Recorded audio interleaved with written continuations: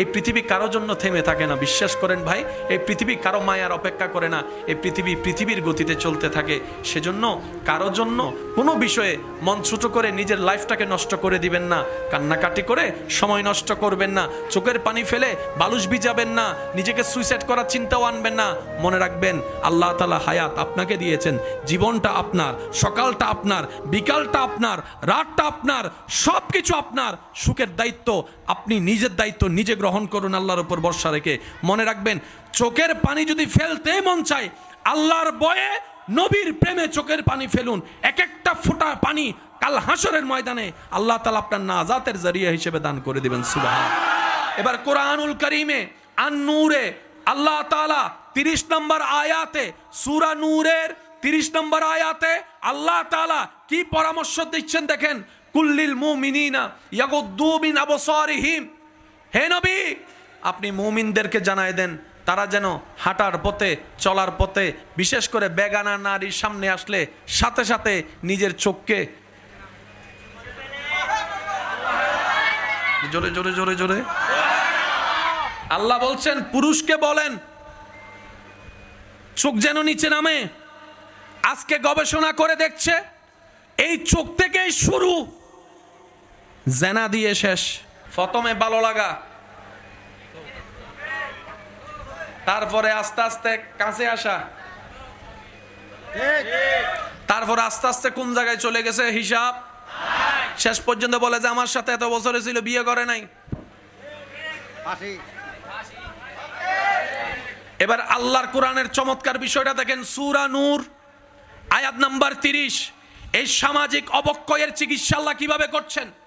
রব্বুল আলামিন বলেন কুল লিল মুমিনিনা ইয়াগুদ্দু মিন আবসারিহিম ওয়া ইয়াহফাজু ফুরুজাহুম, হে নবী আপনি মুমিনদেরকে বলে দেন তারা যেন তাদের চোখকে হেফাজত করে, তারপর তারা যেন তাদের নিজের লজ্জাস্থান হেফাজত করে। লজ্জাস্থান এসেছে পরে, চোখের কথা বলেছেন আল্লাহ, কারণ চোখ দিয়ে শুরু হয়। আল্লাহ এবং রসুলকে নারাজ করে আপনি আমি যাই করি না কেন এই কথা সন্ন্যাক করলে লিখে রাখবেন, সেটা কল্যাণকর হবে না, চিরস্থায়ী হবে না, সুখের হবে না, শান্তির হবে না। আর আল্লাহ এবং রসুলের রাজাবন্দির মধ্যে জীবনে যেটাই করবেন সেটা যদি কষ্টেরও হয় বাহ্যিক চোখে, আল্লাহ তাআলা সেখানের ভিতর আপনার জন্য শান্তির ব্যবস্থা করে দিবেন। আওয়াজ দিয়ে বলুন তো আল্লাহ চাইলে পারে কি পারে না? আল্লাহ চাইলে দিতে পারে কি পারে না? এবার আওয়াজ দিয়ে একটু আমাকে সহযোগিতা করবেন। এই পৃথিবীর বুকে ইফতিজিন থাকুক আমরা কি চাই? দর্শন থাকুক আমরা কি চাই? মা বোনের ইজ্জত নিলামে উঠুক কি আমরা চাই? মা বোন রাস্তাঘাটে অপদস্থ হোক আমরা কি সেটা চাই? বিয়ের প্রতারণার নামে ইজ্জত নষ্ট হওয়া কি আমরা চাই? এগুলা বন্ধ হওয়ার দরকার আছে না নাই? এগুলা করে কারা? গরু ছাগল না মানুষে? তো মানুষকে কন্ট্রোল করবেন কিভাবে? মানুষকে কন্ট্রোল করবেন কিভাবে? আপনি যদি তারে ফিসমোরা বান দিয়ে মাইরও দেন, এরকম হাজার চোরকে সবাই ফিসমোরা মাইরে বান দিছে, মার দিছে, চুরি তো বন্ধ। আমরা সব সময় এখানে আঘাত করি, আমরা সব সময় এখানে আঘাত করি। এবার বলেন ইচ্ছাটা জাগছে কোত্থেকে? চামড়া থেকে না মন থেকে? আমরা তো মনে আঘাত করতে জানি নাই। রোগ যেখানে চিকিৎসা সেখানে। আয়াত নম্বর কত? 31 নম্বর আয়াতে আল্লাহ নারীদেরকে বলেছেন, 30 নম্বর আয়াতে পুরুষকে, 31 নম্বর আয়াতে নারীদেরকে। আল্লাহ সাবধান আগে পুরুষকে করেছেন, পর্দার কথা আল্লাহ আগে পুরুষকে দিয়ে শুরু করেছেন, নারীটা পরে। বাস্তবতা দেখা যায় যত অশ্লীলতা বেশিরভাগ শুরুর পার্সেন্টেজ পুরুষ দ্বারা হয়। কথা বলেন ঠিক কিনা? পুরুষের পার্সেন্টেজ বেশি, নারীর পার্সেন্টেজ। বেশিরভাগ নারী চরিত্রহীনতা, অসভ্য হওয়ার পিছনে পুরুষরা আমরাই দায়ী। কথা বলেন না রে ভাই? আপনি যদি ঠান্ডা মাথায় একটু নিরপেক্ষ বিচারক হয়ে গবেষণা করে দেখেন, সূরা নূরের 30 নম্বর আয়াত আল্লাহ কেন পুরুষের কথা বলেছেন, 31-এ কেন নারীর কথা বলেছেন, আপনার কাছে ক্লিয়ার হয়ে যাবে। আর রিজালু কাওয়ামুনা আলান নিসা, সবকিছুর মধ্যে আল্লাহ পুরুষকে রাজত্ব দান করেছেন। পুরুষ যদি চায় সমাজ সুন্দর হয়ে যাবে, কথা বলেন ঠিক কিনা? বাবা যদি চায় পরিবার সুন্দর হয়ে যাবে, বড় ভাই যদি চায় পরিবার সুন্দর হয়ে যাবে, স্বামী যদি চায় পরিবার সুন্দর হয়ে যাবে, ভাই যদি চায় পরিবার সুন্দর হয়ে যাবে। পুরুষরা নিয়ন্ত্রণ করে সবকিছু।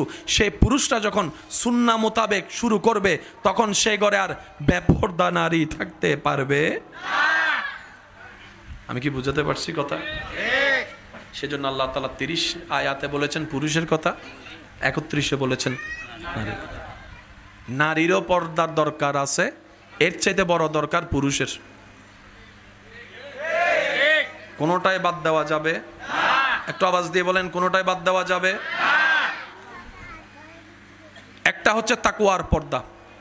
অনেক সময় আপনারা দেখবেন, দেখে আপনারা অনেক সময় হতভম্ব হয়ে যান যে এক সময় মানুষ বেপর্দা মহিলারা, মা বোনেরা থাকতো, বোরকা পড়তো না। আমাদের চোখে তো বোরকা মানেই পর্দা, যাক নাচানাচি করতো। এখন দেখা যায় বোরকা পরে, একটু আওয়াজ দেন না রে ভাই। একটা সময় দাড়িওয়ালা কাউকে নাচানাচি করতে দেখা যাইতো, বৃদ্ধ কাউকে নাচানাচি করতে দেখা যাইতো। কি এক গজবের সময় চলে আসলো, দাদাও নাচে। একটা সময় ঘরে বাবার আসার আওয়াজ শুনলে, পায়ের আওয়াজ শুনলে, অনেক ছেলে মেয়ে এমন আছে পড়তে না বসা ছেলে বই খুলে পড়তে বসে গিয়েছে। এখন দেখা যাচ্ছে সে বাবাকে নিয়ে মানুষ ভিডিও বানাচ্ছে। কথা বলেন, কথা বলেন ঠিক কিনা? এটা আমাদের অধপতন হচ্ছে, সমাজের অধপতন হচ্ছে, আমরাই আমাদের ক্ষতির কারণ। কথা বলেন ঠিক কিনা? ইমানদার ভাই একটু খেয়াল করবেন, স্বামী স্ত্রীকে নিয়ন্ত্রণ করবে কোরআন সুন্নাহ মোতাবেক, স্ত্রীও সেই নিয়ন্ত্রণকে সম্মান করবে কোরআন সুন্নাহ মোতাবেক। আপনারা যদি কখনো দেখেন বোরকা পরে দাড়ি রেখে বৃদ্ধ বয়সে এমন কাজ করছে যেটা ওনার বয়সের সাথে, কাজের সাথে, পোশাকের সাথে মানাচ্ছে না, ইসলামের সাথে সম্পৃক্ত নয়, মনে রাখবেন উনি যে দাড়িটা রেখেছেন, উনি যে পোশাকটা পরেছেন, এগুলা হচ্ছে সব সময়ের সাথে কিংবা পছন্দ করে, ইচ্ছা করে, ফ্যাশন আকারে করেছেন। যেদিন তাকওয়ার সাথে রবের সন্তুষ্টির জন্য নবী মুস্তাফার মোহাব্বত নিয়ে বোরকা পরা শুরু করবে, আপনার জীবনে গবেষণা করে দেখেন, আপনার এলাকায় এমনও কিছু দাদাই নানি আছে, ওনারা গড়ে আছে, আশেপাশের মানুষ পর্যন্ত দেখে নাই। তাকওয়ার পর্দা সাথে ছিল পোশাকের পর্দা, এখন হয়েছে পোশাকের পর্দা, তাকওয়ার পর্দা নাই। বোরকার যে সমস্ত বৈশিষ্ট্য থাকা দরকার, আমাদের মার্কেটে পাওয়া বোরকার মধ্যে সেই বৈশিষ্ট্য খুঁজে পাওয়া যায় না। আর ওই আসল বোরকা যদি বৈশিষ্ট্যওয়ালা আনতে হয়, সবাই বলবে যে টাকা দিয়ে কি গাইয়া পোশাক নিব নাকি, এইরকম ব্যাকডেটেড বোরকা কেমনে পরে। আমি বলি শ্রদ্ধার সাথে, বোন, বোরকার কাজই হচ্ছে আপনার সৌন্দর্যকে আরো বাড়িয়ে দেওয়া। বোরকার কাজ হচ্ছে যে আপনি যে দামি সম্পদ সেটা জগৎকে বুঝাই দেওয়া। আরো জোরে বলেন না রে ভাই।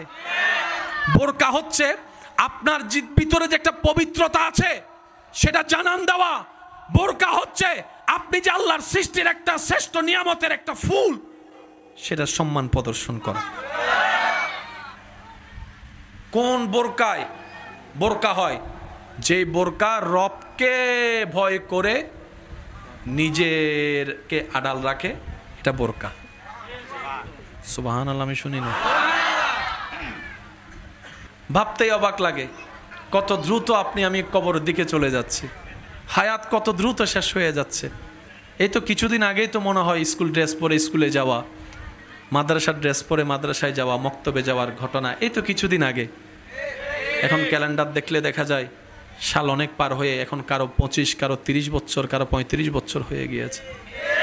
হয়তো আর বেশি দিন এই পৃথিবীর বুকে থাকবো না। ক্যালেন্ডারের কাটায় যখন 2060-70 চলবে, হয়তো ক্যালেন্ডারে থাকবে, কিন্তু আপনি আমি এই ধরাতে থাকবো না। কত